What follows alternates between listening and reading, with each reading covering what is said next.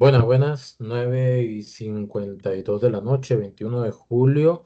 Este es un comentario rápido sobre un hecho pues que ya muchas personas, del que muchas personas tienen conocimiento, y es que hace unas horas Joe Biden informó que renuncia a la candidatura para la reelección en Estados Unidos.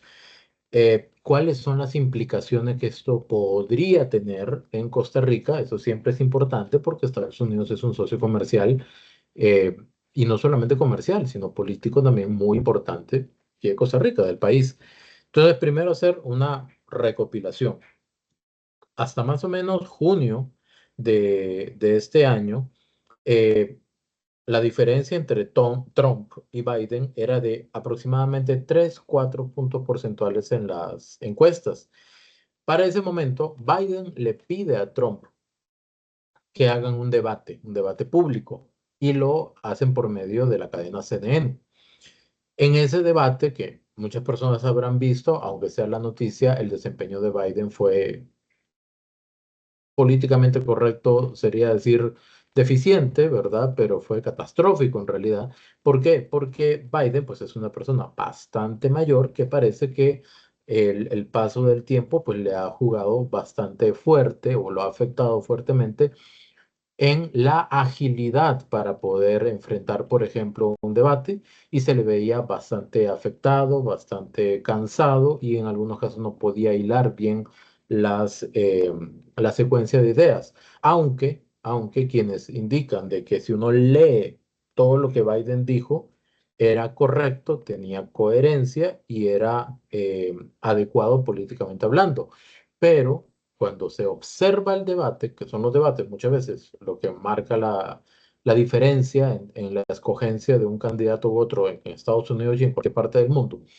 Entonces, em, la percepción que queda sobre el desempeño de Biden, pues le afecta mucho, y de hecho es en ese momento en el que Trump sube un poco más en las encuestas, posterior al debate justamente, y comienzan a aparecer personas que solicitan de que Biden renuncie a la candidatura, personas a lo interno del partido principalmente, pero también hay otro grupo de personas que le piden a Biden que continúe porque él puede ganar.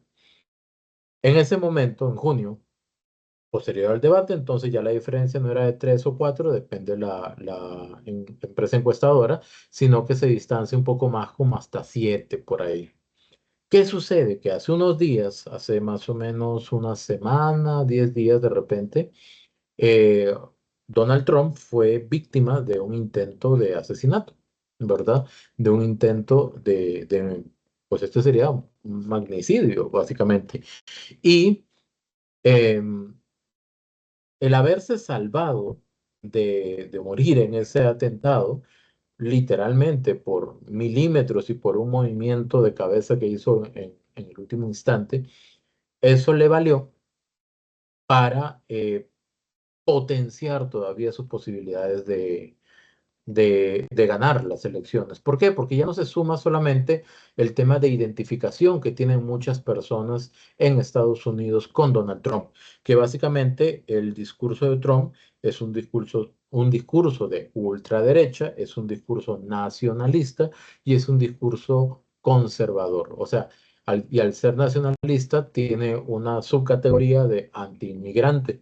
Entonces, todas esas cosas llama mucho la atención de una población específica en Estados Unidos, y si se le suma adicionalmente de que queda como una víctima de un atentado que pues felizmente no resultó en una, en el cumplimiento del cometido del francotirador, que es otra historia aparte, ¿verdad? Todo lo que hay detrás de eso. Entonces, se añade una serie de cuestiones de supervivencia, hay un motivo detrás de eso, las personas creyentes lo atribuyen a un milagro, y eso hace que la diferencia entre Trump y Biden se haga de 10 puntos a más. Eso pasó hace una semana aproximadamente. El día de hoy, Biden indica de que, que ya renuncia a intentar la reelección presidencial, se va a concentrar en su labor como presidente en lo que le resta, Por lo tanto, para las elecciones de noviembre no se va a postular. ¿Ok? Y eh, Trump es un hecho de que él va a ser el candidato final. En este momento están en las conferencias nacionales del Partido Republicano. Las del Partido Demócrata van a ser ahora en agosto, ¿ok? Donde Biden hubiera sido el candidato oficial. Sin embargo, con su renuncia, él propone a Kamala Harris, que viene a ser la vicepresidenta en este momento, ¿verdad? Hija de madre de la India y padre estadounidense. Entonces, de ahí el nombre, ¿verdad? De Kamala Harris. Entonces, la pregunta es, ¿cuál es el panorama para Costa Rica? Y esto es importante conocerlo, a grosso modo, para darle el seguimiento que corresponde. ¿Ok? Hay un estudio de la revista The Economist de Londres que salió hace algunas semanas que indica cuáles son los países más afectados en el caso de que Trump quede como presidente. En primer lugar está México, en segundo Costa Rica, en tercer lugar Alemania. O sea, no estamos hablando a nivel latinoamericano, estamos hablando a nivel mundial entre los 70 socios comerciales de Estados Unidos. ¿Y cuáles son los criterios que se utilizan para determinar eso? Tres: comercio, seguridad e inmigración. ¿Ok? A nivel de comercio, principalmente, hay un riesgo de que Trump pueda poner un arancel, o sea, un impuesto adicional a los productos que vayan desde Costa Rica y otros lados del mundo hacia Estados Unidos. Y eso podría, pues, representar un impacto fuerte para justamente los exportadores costarricenses allá y en el posicionamiento de los productos allá en Estados Unidos. Entonces, ese es un riesgo que la revista lo califica con un 33% de riesgo. El tema de la seguridad lo califica con un 100% de riesgo. ¿Por qué? No tanto por un tema de que un país ataque a Costa Rica o algo así, porque no hay riesgos geopolíticos de ese tipo en este momento. Lo que hay es un riesgo de que no se sabe si el patrullaje conjunto entre guardacostas de Estados Unidos y de Costa Rica para evitar el paso de droga de Sudamérica a Norteamérica se pueda mantener. Eso no se sabe. Toda la inversión que se hace en seguridad, recordemos el tema de los escáneres últimamente, por ejemplo, o la inversión en software para poder enfrentar justamente temas que pueden ir desde la parte del control del narcotráfico hasta incluso la seguridad interna aquí en Costa Rica, porque tienen que ver. O sea, el hecho de controlar el paso de droga de Sudamérica a Norteamérica implica también la situación, o tiene que ver con la situación que estamos viviendo actualmente en Costa Rica sobre el tema de la inseguridad por la guerra que hay entre bandas narcotraficantes. Entonces, el que haya bandas ligadas al narco y crimen organizado. Entonces, ¿qué sucede?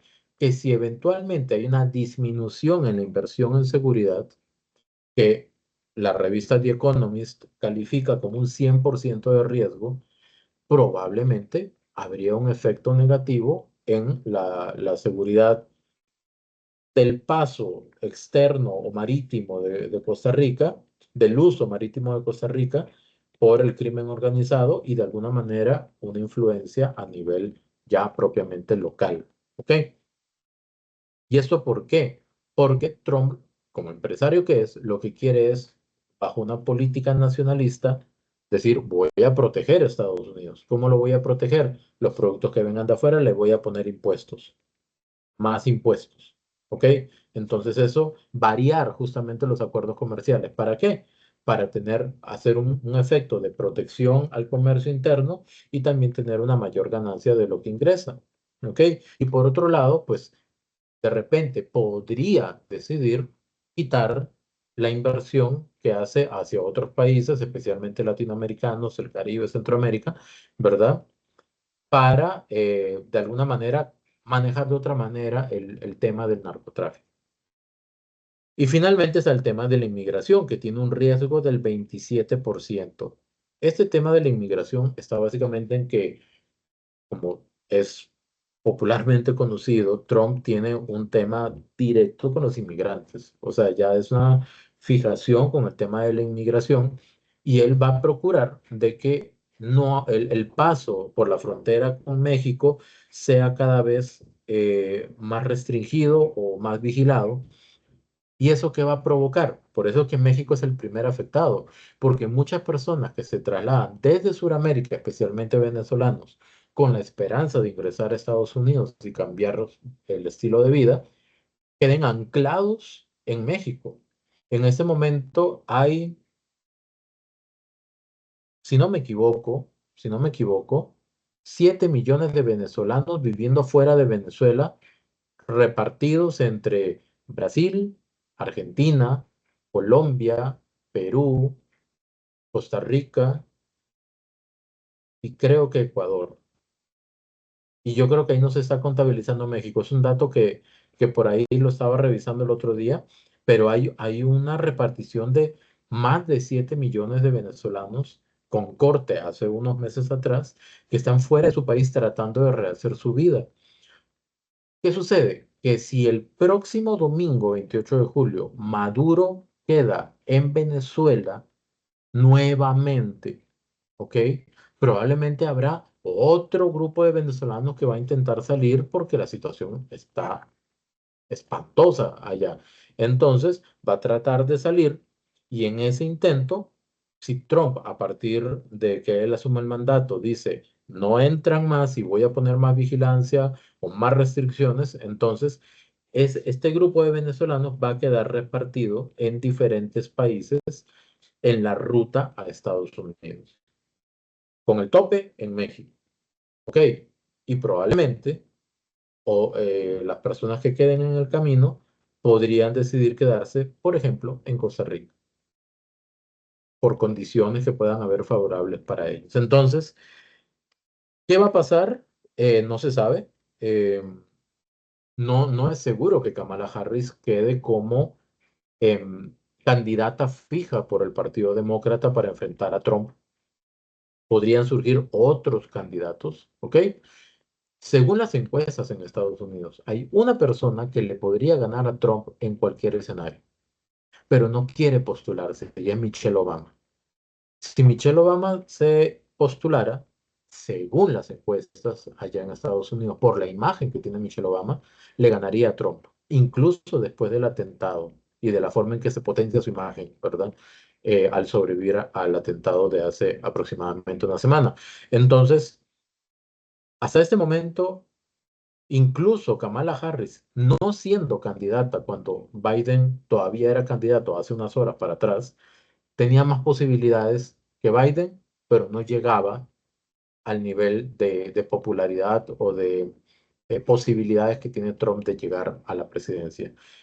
Repito, ¿qué va a suceder? Todo depende de lo que suceda en la convención demócrata en el mes de agosto, de lo que se decida finalmente en la convención del partido de Trump, ¿verdad? De los republicanos, que prácticamente Trump ya no es únicamente un candidato, como un dios ahí, y lo que vaya a suceder en las elecciones de noviembre. Hay una campaña intensa de aquí a noviembre. Si queda, este es el otro escenario, si queda el Partido Demócrata, Kamala Harris, cualquier otro, Michelle Obama, si al final se decide postular, ¿qué puede suceder? De que la política o las relaciones entre Estados Unidos y Costa Rica se mantengan como han venido hasta este momento. ¿Qué va a suceder? No se sabe, pero hay que estar eh, vigilantes, observando, porque siempre es bueno tener ese conocimiento sobre las implicaciones de la política internacional en terreno nacional. Muchas gracias. Espero que hayan tenido un excelente fin de semana.